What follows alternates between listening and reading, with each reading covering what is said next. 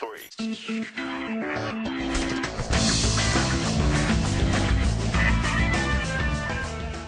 Hey everyone, welcome to the Idiomatic Top 3. With Nicholas, I am the gaming correspondent for Idiomatic. And I am Dimitri, editor-in-chief of Idiomatic and movie critic. And today we're talking sequels. Now, we're already planning another podcast that actually talks about the mechanics of sequels. But first, going to list some of our overrated picks for sequels and underrated picks for sequels as well. Wouldn't it be cool if we were to pick overrated picks for sequels and underrated picks for something completely different? It's like underrated picks for flowers in a vase. Roses, obviously. Anywho, let's talk a little bit about what makes a great sequel. We're going to discuss that further in a later episode, but let's just talk about it. Well, first of all, I like it when they put an effort in the sequel and putting a good story. I don't like it when they just do like, here are the characters you like from previous movies, and we're going to put them in any old movie that doesn't make any sense. Or in the same story as the previous movie. Yeah. I hate that. Or, it's the exact same story, or they took like a fan fiction written by a 14-year-old fan off of, of the web, and now this is going to be our sequel. Put some effort into it. It's not because the first movie was a cash cow that the second one deserves to not have any effort, Give something to your fans. Yeah, building on that, one of the things that annoys me that they actually do very commonly at Hollywood is give it to a 5-year-old. No! Is they'll take a script from, a different story completely from, some new writer and sort of shoehorn the characters into it and go like, that's our sequel. I hate that. I feel a sequel should have a story that actually relates to the characters. Isn't just like, oh, is that a script about an action movie? Yeah, just shove John McClane in there. Thank you. No. Yeah. And in that sense, you want to keep the characters the same as well. One example I think of is Pyro from X2, who was like this character that felt betrayed by humanity, and he kind of felt that Magneto was like the right person to go, even though he cared about mutants. And in X3, all of a sudden, he wants to kill Professor X for no reason whatsoever. What happened to the character all of a sudden? It was really weird. Yeah, well, I know. X3 is one of the worst aggressors when it comes to just not respecting the characters. Like, Magneto does some of the weirdest stuff in that movie. I know. So at least respect the characters a little bit. And as well, something I like a lot is respecting the continuity. I'm really nitpicky on that, maybe a little too much. It's something that's been said in the first movie, followed in the second movie. As an example, I guess the worst offender is Highlander. Highlander, they're like immortals. They've been on Earth. All of a sudden, Highlander 2, they're aliens from the planet Zeist.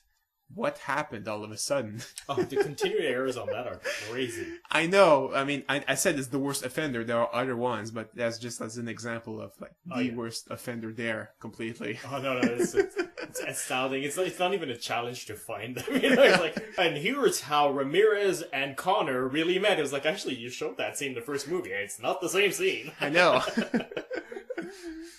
Oh, man. I have to admit, for me, what I expect from a sequel actually depends on the genre. Okay. I have very different expectations. Like, for an action movie, for example, I kind of like the This Is a New Mission sequel. I'm not a big fan of, like, this is a continuation of the story. Yeah. Sequel, I'm not a big fan. Like, I like the This Is a New Mission, This Is a New Adventure. But for comedies and whatnot, I actually like this is the continuation of what we set up in the first movie. I don't like it in comedy sequels. It was like, here's those same characters in a new wacky situation. I always disconnect when they do that. Well, you have an example of that. The Whole 9 Yards was a really underrated comedy. It's very, very funny with Matthew Perry and Bruce Willis. And they're all in this big situation involving contract killers and whatnot. And then the second movie is like, more contract killers come up. And it's like, come on. It disconnects. It's too much of a leap in terms of suspension of disbelief to think that this would happen to these same characters twice, Yeah. As opposed to, for some reason, I actually believe that Bruce Willis, John McClane, will always attract terrorists wherever he goes. I'm fine with that for some reason. Well, that's his job, isn't it? Yeah, but it never happens because of his jobs. He's always, like, roped into it despite everything. That is a good point. He does that. And I don't like redundancy in, like I just said, like, not the same story. And yet, for some reason, when it's horror movies, I tend to be a lot more forgiving of that, where for horror movies, I don't actually want to see the same characters progress. You know? No, they have to die. Yeah, well, a lot of them have to die, but that's exactly the thing. It's like I kind of like when they keep the same villain and introduce a new bunch of kids, because I kind of like the idea of like whoever escaped the first movie lived happily ever after. Look, they just faced a supernatural killer. Give them a fucking break. You know, introduce a new bunch of kids. Use the same structure and the same killer to introduce a new metaphor about whatever we're afraid of in life. That totally works for me. But like if you try to continue the story like they did with Scream 3, for example, where it's like, this is the final chapter in Sydney's life. It's like, give Sydney a break. Like, you know, it's like... But you learn that everything she went through in the first movie was a lie, so, you know, that movie doesn't count anymore for her. and that bugs me. Yeah, exactly. I understand. Oh, that's another good point. Do not invalidate what happened in the previous movie in your sequel. I hate that. Alien Cube, or Alien 3 as most people know it, David Fincher's Alien. Yeah. You know, at the end of Aliens, you know, you have a set of characters, without necessarily going to spoilers, who survive the event, and like, yay! And then the first scene in Alien 3 is like, they all die. Like, what? No! Wow. Don't use them. What's the big deal? I know! It makes me angry. This Bourne series had the same thing with, you know, in the first movie, the girlfriend being there, and then the second movie is like, yeah, bye-bye. Bye. No! You know, just have her, you know, we broke up, and don't use her instead. She just shoot her. And she's not only not in the movie, she's dead. Or they kill her. And that drives me nuts. Like, Alien did that, like, in Alien Cube did that in the first scene. Like, the very first 3 minutes, everybody you love died. And you're like, I hate that. And even again, there are more reasons to hate that movie, but X3, for no reason. They have Cyclops. First 10 minutes of the movie, hey, Cyclops dead. Yeah. Why? Just have him leave. Do not invalidate what happened in the movie. Just, if somebody survives in the movie, keep them alive. I mean, again, horror movies get to break that rule because they're horror movies. You know, people die in horror movies, but it's one of the reasons why I don't want to see the same characters again. Because the characters that survive are usually characters you become attached to, and if they show up again, there's one of two things that can happen. Either because they've sort of become royalty in the franchise, they never die, and you're like, oh, suspense. Oh, is the killer gonna get her? It's like, no, she's been in 2 other movies. No. Or what happens is that they do kill her, and you go like, what the heck? I love that character. Why did you do that to that character? It's like you can't win, so just might as well bring new characters in. Yeah, I see what you're saying. Alright, so let's get to it right now with overrated picks. What is your first overrated pick for a sequel? The Bourne Supremacy. That movie had the good intentions. They tried to put action scenes in it. You just couldn't see what was happening in the action scenes because the camera kept shaking all the time. I can see how shaky camera can be used, you know, to make a film more interesting, but not during action scenes. I want to see what's happening. I want to see Bourne kick ass. I mean, one of the coolest things I thought in the first movie was when he was fighting that sniper in the field. And, you know, he goes there with a shotgun and he gets the sniper. Take a few seconds and imagine that scene, but with the camera shaking like crazy. That scene would not have been that cool at all. And that's basically the Bourne Supremacy the whole time. Just shaking camera all the time. You can't see anything at all. Is very, very bad sequel. And for some reason it did very well. It did so well that they came up with a third movie, but I do not enjoy watching that movie. Yeah, it was a huge success.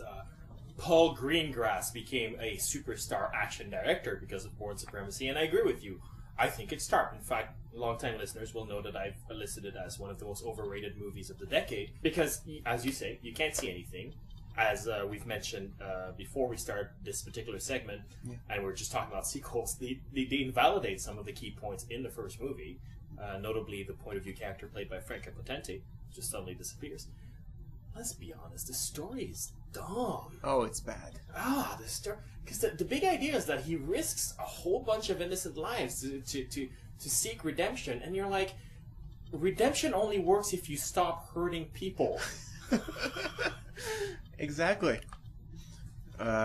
No, I'm in agreement with you completely. I hated the movie. A funny thing, though, if I recall correctly, you actually saw Supremacy before you saw Identity. Yeah, I saw Supremacy first, and that movie was so bad. You kept insisting on me watching the first movie, and I was like, no. I mean, I saw the second movie. It was crap. How good can the first movie be?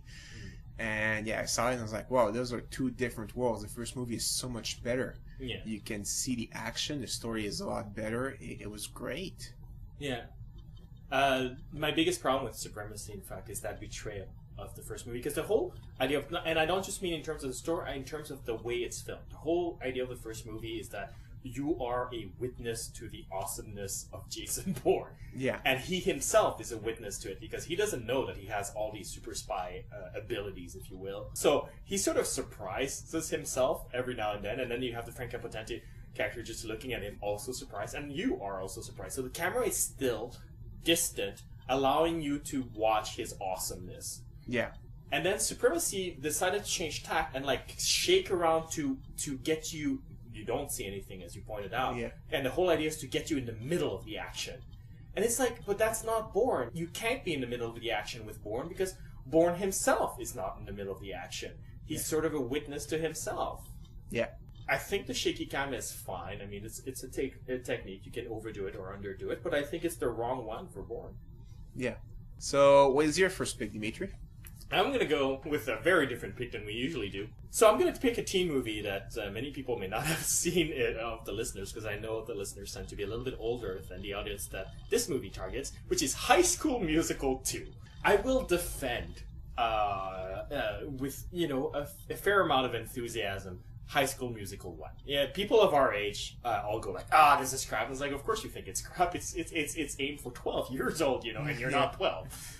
But it's actually really good. It has some edgy, edgy for a Disney Channel movie, ideas about what it's like to be in high school. Because the whole idea of the big lesson of the first High School Musical movie is that, look, I don't care if he's your best friend or whatever.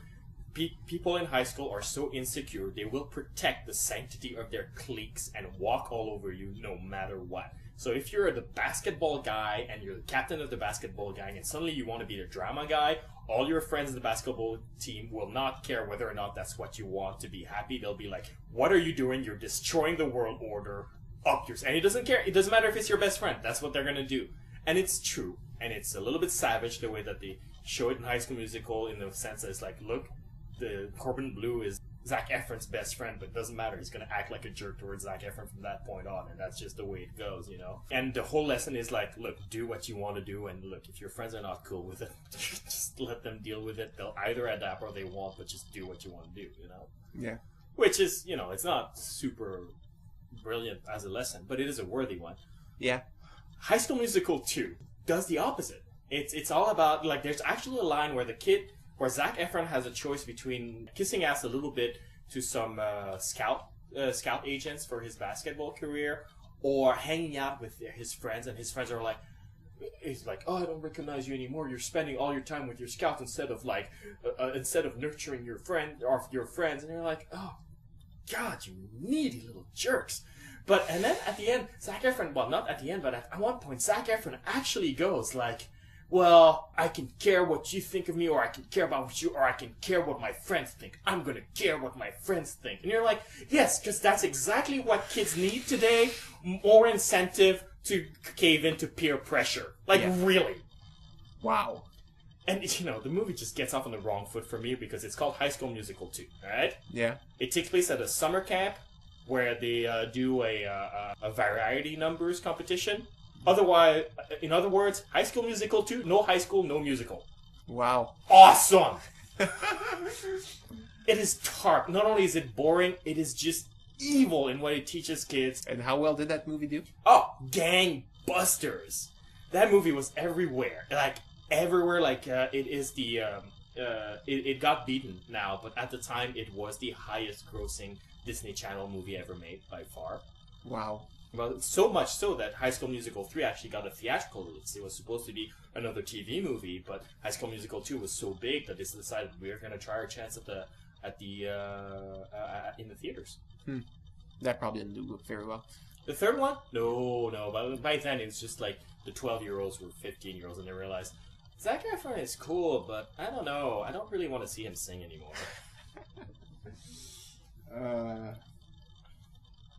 Yes, so that was my pick. Can't comment on it much because I haven't seen it. And so, your second pick for Overrated in that case? Return of the King.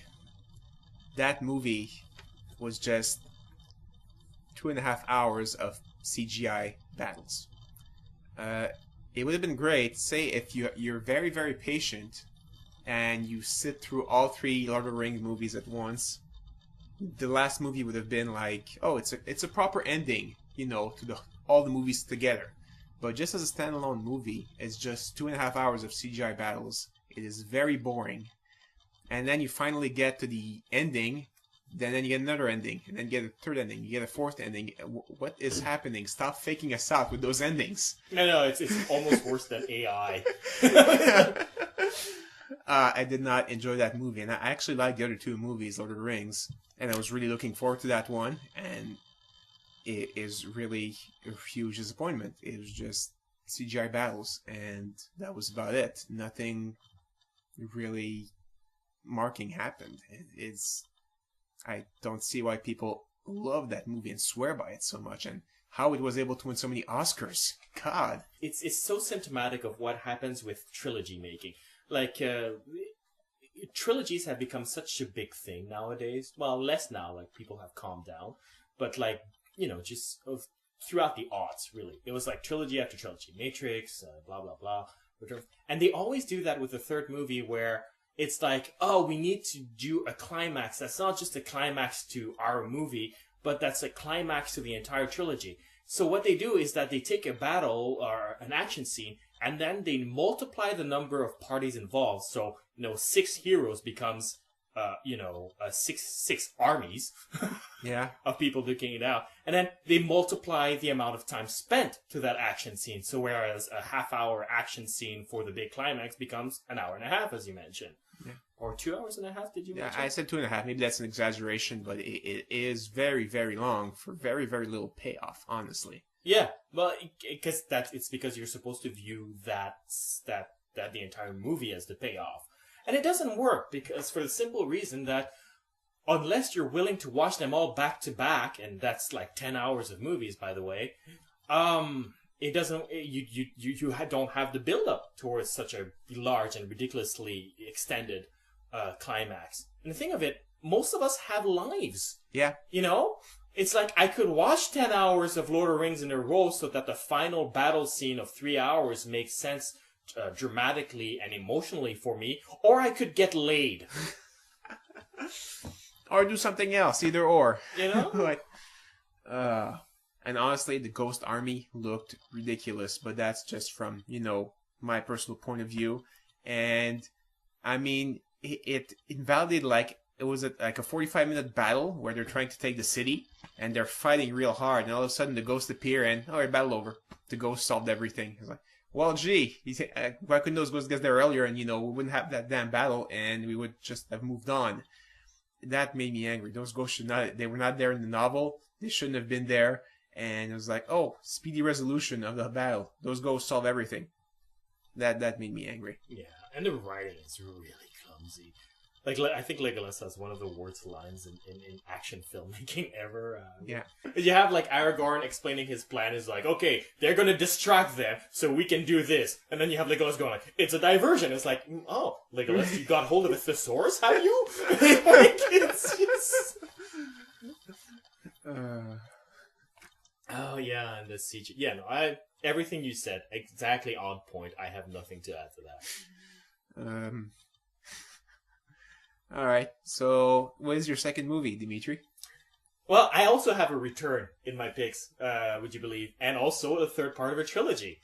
Return of the Jedi. It's not that I don't like Return of the Jedi. I think it's a fine movie. I just don't think it's very good. You just hate Ewoks, do you? I don't. I actually don't. Believe it or not, that is not the part that bugs me. I will say that they're not super, dramatic as creatures. They're a little bit too cuddly to make for an effective action war scene. Yeah. But that's not the biggest problem with it. The parts that are undeniably good. Everything relating to the final scene with Luke Skywalker and Darth Vader. That was absolutely lovely. It was a really powerful emotional scene. Especially, when he sees the ghost at the end and he sees Hayden Christensen and Shin. Oh, wait. No, I'm actually talking about the original cut because everything that Lucas added to that movie. Apart from the idea of the entire galaxy celebrating, which was a nice add-on, everything else he added was like, no. But anybody who still believes that Lucas planned the whole thing and not just had really, really broad lines is naive after the prequels. But anybody who still believed it even before the prequel is incredibly naive and is not paying attention.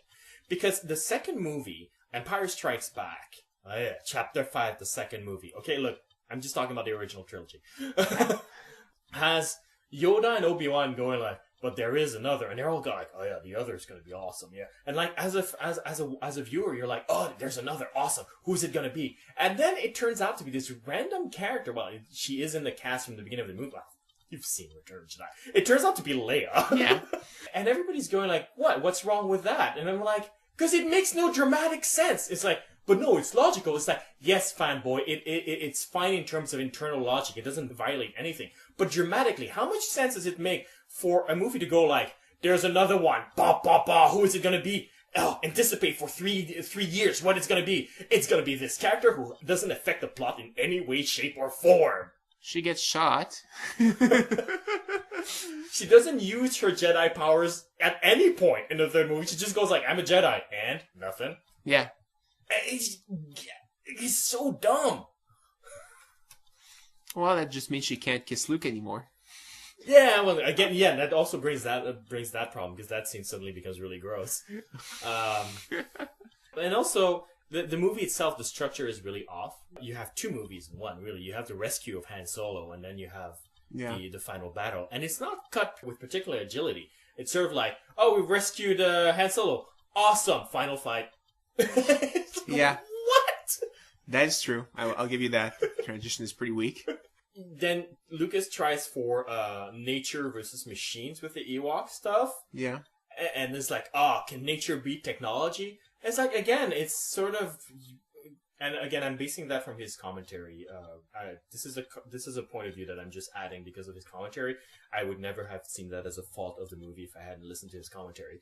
But he says that this is meant to symbolize nature versus technology. First of all, I've never seen that before.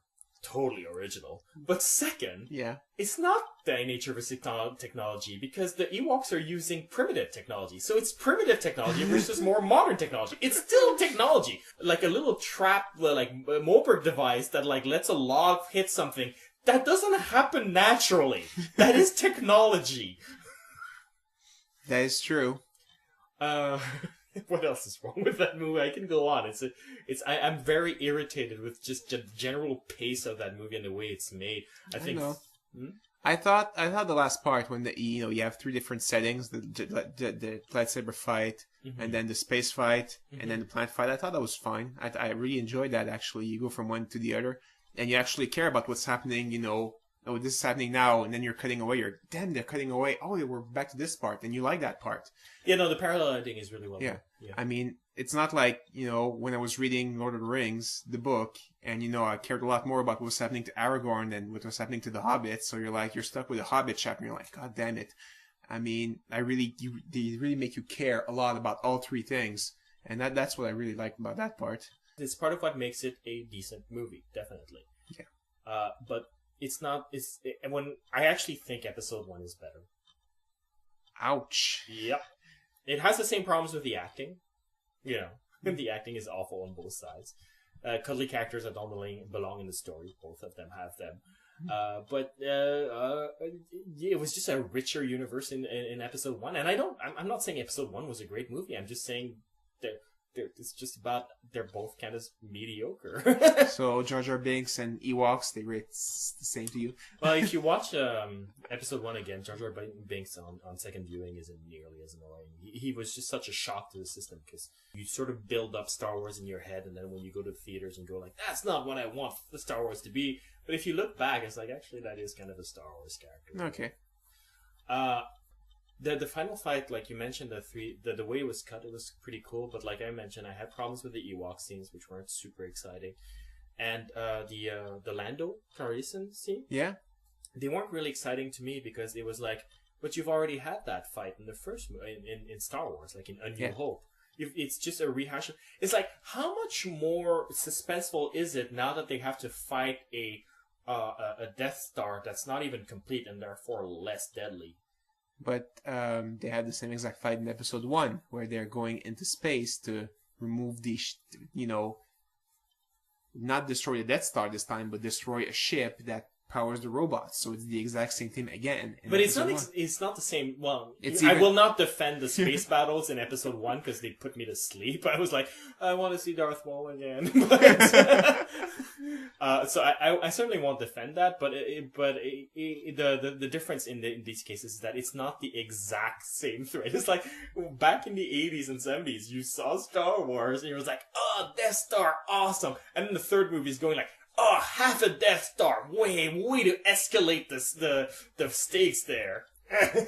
Yeah, but it was only the Death Star, and they couldn't. It was basically them flying through a tunnel in episode 4, I guess. Whereas this time they were fighting the whole fleet, the Star Destroyers, and so I think it was actually better battle. Oh no, I still think the Star Wars. And it wasn't just flying through a tunnel; they had to fly inside the Death Star this time. They kind of fixed the problem they had a little bit.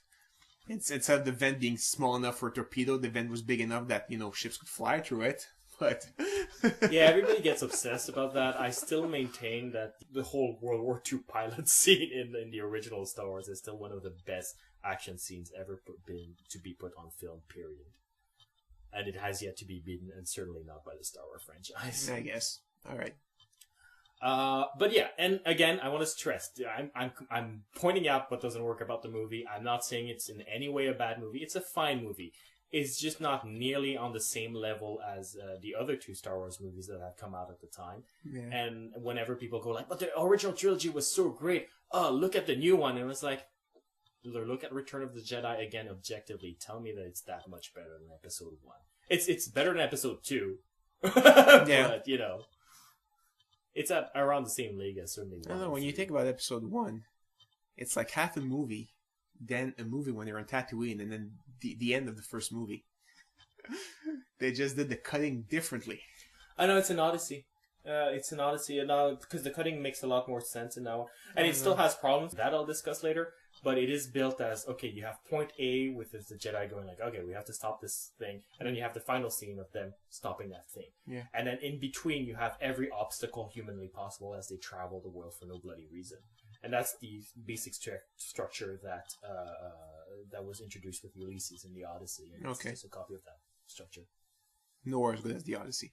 But, yeah. Yeah, no, I agree. But you know what would have made the Odyssey even better? Remove all that god and supernatural stuff. No, wait a minute. Troy sucked. If you remove all the gods and the monsters, it's just them being lost on the ship on the Mediterranean. I know. It's just like, are we there yet? No. Are we there yet? No. Are we there yet? Oh, that'd be awesome. Alright, well, on that note, if you have any questions, comments, you can write us at mail@idiomanic.com or post a comment right below the episode at idiomanic.com. Yep. See you next week.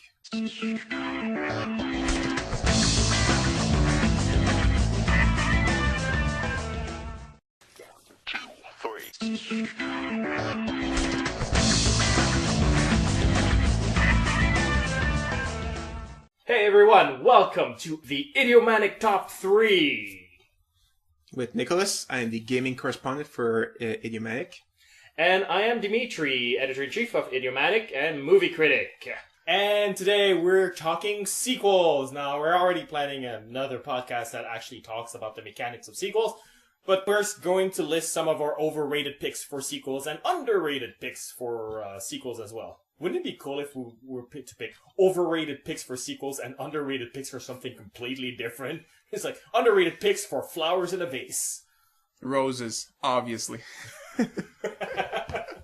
Anywho, let's talk a little bit about what makes a great sequel. We're going to discuss that further in a later episode, but let's just talk about it. Well, first of all, I like it when they put an effort in the sequel and putting a good story. I don't like it when they just do like, here are the characters you like from the previous worst offender there completely. Oh no, it's astounding. It's not even a challenge to find them. It's like, and here's how Ramirez and Connor really met. It was like, actually, you showed that scene in the first movie. It's not the same scene. I know. Oh man, I have to admit, for me, what I expect from a sequel actually depends on the genre. Okay. I have very different expectations. Like for an action movie, for example, I kind of like the "This Is a New Mission" sequel. I'm not a big fan of like this. This is a continuation of the story. Yeah. Sequel, I'm not a big fan. Like I like the "This is a new mission. This is a new adventure." But for comedies and whatnot, I actually like this is the continuation of what we set up in the first movie. I don't like it in comedy sequels. It's like here's those same characters in a new wacky situation. I always disconnect when they do that. Well, you have an example of that. The whole 9 yards was a really underrated comedy. It's very very funny with Matthew Perry and Bruce Willis. Bruce Willis, and they're all in this big situation involving contract Movies, and we're going to put them in any old movie that doesn't make any sense. or in the same story as the previous movie. Yeah. I hate that. Or, it's the exact same story, or they took like a fan fiction written by a 14-year-old fan off of, of the web, and now this is going to be our sequel. Put some effort into it. It's not because the first movie was a cash cow that the second one deserves to not have any effort, Give something to your fans. Yeah, building on that, one of the things that annoys me that actually do very commonly at Hollywood is give it to a 5-year-old. No. Is they'll take a script from a different story completely from some new writer and sort of shoehorn the characters into it and go like that's our sequel. I hate that. I feel a sequel should have a story that actually relates to the characters. Isn't just like, oh, is that a script about an action movie? Yeah, just shove John McClane in there. Thank you. No. Yeah. And in that sense, you want to keep the characters the same as well. One example I think of is Pyro from X2, who was like this character that felt betrayed by humanity, and he kind of felt that Magneto was like the right person to go, even though he cared about mutants. And in X3, all of a sudden, he wants to kill Professor X for no reason whatsoever. Like what happened to the character all of a sudden? It was really weird. Yeah, well, I know. X3 is one of the worst aggressors when it comes to just not respecting the characters. Like, Magneto does some of the weirdest stuff in that movie. I know. So at least respect the characters a little bit. And as well, something I like a lot is respecting the continuity. I'm really nitpicky on that, maybe a little too much. It's something that's been said in the first movie, followed in the second movie. As an example, I guess the worst offender is Highlander. Highlander, they're like immortals. They've been on Earth. All of a sudden, Highlander 2, they're aliens from the planet Zeist. What happened all of a sudden? Oh, the continuity errors on that are crazy. I know. I mean, I said it's the worst offender. There are other ones, but that's just as an example of like killers and whatnot. And then the second movie is like more contract killers come up. It's like, come on. It disconnects. It's too much of a leap in terms of suspension of disbelief to think that this would happen to these same characters twice, Yeah. As opposed to, for some reason, I actually believe that Bruce Willis, John McClane, will always attract terrorists wherever he goes. Like, I'm fine with that for some reason. Well, that's his job, isn't it? Yeah, but it never happens because of his jobs. He's always, like, roped into it despite everything. That is a good point. He does that. And I don't like redundancy in, like I just said, like, not the same story. And yet, for some reason, when it's horror movies, I tend to be a lot more forgiving of that, where for horror movies, I don't actually want to see the same characters progress. No, they have to die. Yeah, well, a lot of them have to die, but that's exactly the thing. It's like I kind of like when they keep the same villain and introduce a new bunch of kids, because I kind of like the idea of like whoever escaped the first movie live happily ever after. Look, they just faced a supernatural killer. Give them a fucking break.